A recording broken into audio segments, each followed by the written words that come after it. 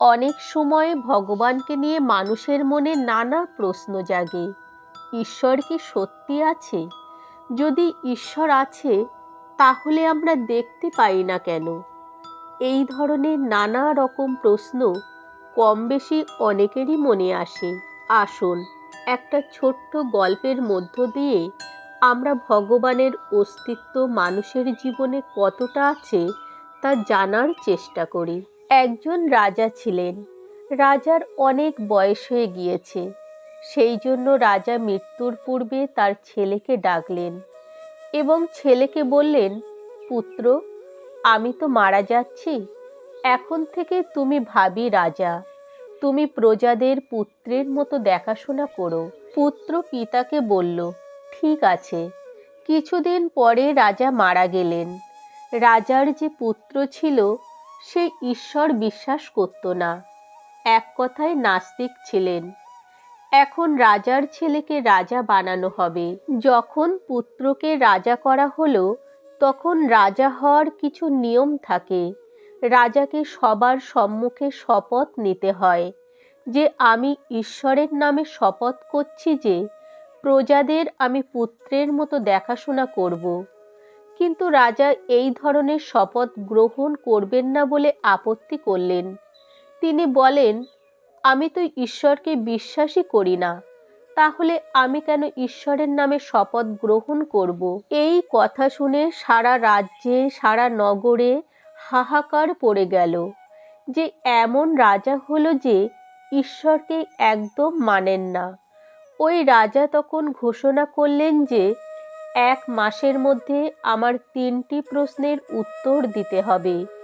যদি কেউ সঠিক সন্তোষজনক উত্তর দিতে না পারো, তাহলে সব মন্দির ভেঙে ফেলা হবে, সব ঠাকুর সরিয়ে দেব এবং কেউ আমার রাজ্যে ঠাকুরের নাম নিতে পারবে না। এই বলে রাজা ঘোষণা করে দিলেন। ওই রাজার 3টি প্রশ্ন ছিল।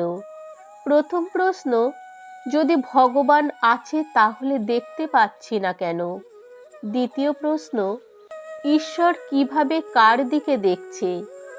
তৃতীয় প্রশ্ন, বর্তমানে ঠিক এই সময় ভগবান কি করছে? রাজা বললেন, এই 3টি প্রশ্নের উত্তর যদি দিতে পারো, তাহলে তোমাদের ভগবানকে আমি মানব। আর যদি না দিতে পারো, তাহলে 1 মাসের মধ্যে সব মন্দির থেকে ঠাকুর সরিয়ে দেব। রাজার এই কথা শুনে সারা রাজ্যে হাহাকার পড়ে গেল। সমস্ত ঋষি, মুনি, সাধু, সন্ত, জ্ঞানী সবাই মিলে রাজাকে বোঝাতে লাগলেন। কিন্তু রাজাকে কে বোঝাবে? কেউ বললেন, হাওয়া হচ্ছে, কিন্তু আমরা দেখতে পাচ্ছি না। রাজা বললেন, ঠিক বলেছ, কিন্তু আমি এই কথায় সন্তুষ্ট হচ্ছি না। কেউ বললেন, মিছরির মধ্যে মিষ্টি আছে, কিন্তু আমরা দেখতে পাচ্ছি না। রাজা বললেন, ঠিক আছে, কিন্তু এতেও আমি সন্তুষ্ট হতে পারছি না। এইভাবে 1 মাস হয়ে গেল। আষ মাসের শেষ দিন। আজ যদি রাজা তার প্রশ্নের উত্তর না পায়, তাহলে সব মূর্তি সরিয়ে দেবে। সবার রাম নাম ও কৃষ্ণ নাম করা বন্ধ। রাজার এই কথা শুনে সবাই চিন্তায় পড়ে গেলেন। এক সজ্জন সাধু উদাস হয়ে ঘরে চলে গেলেন। তিনি কাঁদতে লাগলেন। বাবাকে কাঁদতে দেখে মেয়ে জিজ্ঞাসা করল, বাবা, তুমি কাঁদছো কেন? তখন সাধু বললেন, পুত্রী, আমাদের বড় দুষ্ট রাজা এসেছে। সে মন্দির থেকে ভগবানকে বের করে দিচ্ছে। বলছে, আমার প্রশ্নের উত্তর দাও। সাধুকন্যা জিজ্ঞাসা করলেন, কি প্রশ্ন? সাধু বললেন, ভগবান আছে তো দেখতে পাচ্ছি না কেন? ভগবান কিভাবে দেখছে? ভগবান এই মুহূর্তে কি করছে বলো? এই সব কিভাবে বোঝাবো তাকে? সাধুকন্যা বললেন, এইটুকু প্রশ্ন? ঠিক আছে, আমি এখনই গিয়ে রাজাকে উত্তর দিয়ে আসছি। সাধুকন্যা দৌড়ে দৌড়ে গিয়ে রাজ দরবারে গিয়ে রাজাকে বললেন, রাজা, আপনার প্রশ্নের উত্তর দিতে আমি প্রস্তুত। রাজা বলল, ঠিক আছে, দাও। সাধুকন্যা বললেন, আপনার প্রশ্নের উত্তর দেওয়ার আগে আপনার কাছে কিছু চাইব। রাজা বললেন, কি? আমার একটা পাত্রে দুধ লাগবে। রাজা তখন একটা সোনার পাত্রে দুধ দিয়ে বললেন, এই নাও দুধ। এবার আমার প্রশ্নের উত্তর দাও যে ভগবান আছে তা কেন দেখতে পাচ্ছি না? কোথায় আছে ভগবান? তখন ওই কন্যা রাজাকে প্রশ্ন করল, রাজা, এই বাটিতে যে দুধ আছে আপনি কি দেখতে পাচ্ছেন? রাজা বললেন, দুধ। সাধুকন্যা তখন বললেন, মহারাজ, আপনি শুধু দুধ দেখতে পাচ্ছেন আর আমি শুধু মাখন দেখতে পাচ্ছি। রাজন, বলুন, এখানে মাখন আছে না নেই? রাজা বললেন, হ্যাঁ, মাখন আছে। তখন সাধুকন্যা বললেন, এর মধ্যে মাখন আছে, দেখতে পাচ্ছি না।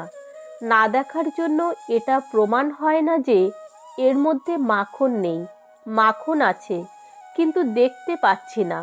ঠিক তেমনই ঈশ্বর আছে, কিন্তু আমরা দেখতে পাচ্ছি না। যেমন দুধের কোনায় কোনায় মাখন থাকে, মাখন বানাতে দুধের বিভিন্ন পদ্ধতি থাকে। প্রথমে দই বানাতে হয়, তারপর তাকে মন্থন করে মাখন পাওয়া যায়। ঠিক সেই প্রকার রাজা, দুধের কোনায় কোনায় মাখনের ব্যাপকতা থাকে, কিন্তু দেখা যায় না, মন্থন করার পর প্রকট হয়। ঠিক তেমন ঈশ্বরের ব্যাপকতা তো আছে। প্রকৃত ভক্তি ও প্রেমের দ্বারাই ঈশ্বর প্রকট হন। যেমন আমরা দেখতে পাই, মীরার প্রেমে ঈশ্বর প্রকট হয়েছিলেন। প্রহ্লাদকে জিজ্ঞাসা করা হয়েছিল, এই স্তম্ভে ভগবান আছে? প্রহ্লাদ বলেছিলেন, হ্যাঁ আছে। যেই স্তম্ভ ভাঙা হলো, ঈশ্বর তখনই প্রকট হলেন। কেননা ভক্তের কথা বা ভক্তি যেন কখনো মিথ্যা হয়ে না যায়, সেই জন্য ঈশ্বর প্রকট হয়ে যান। তাহলে প্রথম প্রশ্ন, ভগবানকে দেখা যায়? রাজা বললেন, হ্যাঁ, তোমার প্রশ্নে আমি সন্তুষ্ট। আমি স্বীকার করছি যে দুধে যেমন মাখন আছে দেখতে পাচ্ছি না, ঠিক তেমন ঈশ্বর আছে, কিন্তু আমি দেখতে পাচ্ছি না। প্রথম প্রশ্নে ক্ষমা করে দিলাম। দ্বিতীয় প্রশ্ন, ভগবান কিভাবে দেখছেন? মেয়েটি বললেন, একটা মোমবাতির ব্যবস্থা করুন। মোমবাতি জ্বালিয়ে আনা হলো। মোমবাতি দাঁড় করিয়ে মেয়েটি বলল, মহারাজ, এই মোমবাতির আলোর প্রকাশ কার দিকে দেখছে? আলোর প্রকাশে যেমন সব দিকে দেখতে পাওয়া যায়, তেমনভাবে ভগবান এক সময়ে সব দিকে দেখতে পাচ্ছেন, পাতালেও দেখতে পাচ্ছেন, কারণ উনি ভগবান, আমরা মানুষ। ভগবানের সঙ্গে মানুষের তুলনা হয় না। আপনি ঈশ্বরের সঙ্গে তুলনা করবেন না। এই ঘরের পর্দার পেছনে কি হচ্ছে আমরা তো দেখতে পাচ্ছি না, তার মানে কি ভগবানও দেখতে পাচ্ছেন না? না, আমাদের ক্ষমতা আর ঈশ্বরের ক্ষমতা আলাদা। এক আঙুল দিয়ে পাহাড় তোলার ক্ষমতা আমাদের নেই, কিন্তু ঈশ্বরের আছে। দ্বিতীয় প্রশ্নে আপনি কি সন্তুষ্ট? রাজা বললেন, হ্যাঁ, আমি সন্তুষ্ট। তৃতীয় প্রশ্ন, এখন এই মুহূর্তে ঈশ্বর কি করছে? তাড়াতাড়ি বলো। সাধুকন্যা বললেন, ঠিক আছে, আমি দুটি প্রশ্নের উত্তর দিয়েছি। আচ্ছা রাজা, যিনি প্রশ্ন করেন তিনি বড়, না যিনি উত্তর দেন তিনি বড়? রাজা বললেন, যিনি উত্তর দেন তিনি গুরু, আর যিনি প্রশ্ন করেন তিনি শিষ্য। তাহলে আমি নিচে দাঁড়িয়ে আর আপনি উপরে বসে, গুরু নিচে আর শিষ্য উপরে, এটা শোভা দেয় না। আপনি আসুন। রাজা নিচে আসলেন। সাধুকন্যা বলল, ঠিক আছে, প্রশ্নের উত্তর তো দেব, আগে গুরুকে সম্মান তো দাও। রাজা তখন নিজের আসনে বসালেন। মেয়েটি বলল, এবার বলো, যে ব্যক্তি এই সিংহাসনে বসে আছে তার মাথায় মুকুট থাকার দরকার, না যে দরজায় হাত জোড় করে দাঁড়িয়ে আছে তার মাথায় মুকুট থাকবে? রাজা বললেন, যে সিংহাসনে আছে সেই রাজমুকুটের অধিকারী। তখন রাজা নিজের মাথার মুকুট মেয়েটির মাথায় দিয়ে দিলেন। এরপর রাজা আবারও জিজ্ঞাসা করলেন, এবার তো বলো, তোমার ভগবান কি করছে? সাধুকন্যা তখন হাসতে লাগলেন। পাগল, এখনো বুঝতে পারোনি? এই তো ভগবানের কাজ, যে আমার মতো ভিখারিকে রাজা বানিয়ে দিয়েছে, আর তোমার মতো রাজাকে ভিখারি বানিয়ে দিল। এ আমার ভগবানের সামর্থ্য। সেই জন্য ভগবানকে স্বচ্ছ ভক্তি ও প্রেমের দ্বারা ঈশ্বরকে সাধন করা উচিত। তাহলে বন্ধুরা, আজ এই পর্যন্ত। দেখা হচ্ছে পরের নতুন কোনো ভিডিও নিয়ে। তত সময় সবাই ভালো থাকবেন, সুস্থ থাকবেন। হরে কৃষ্ণ। রাধে রাধে।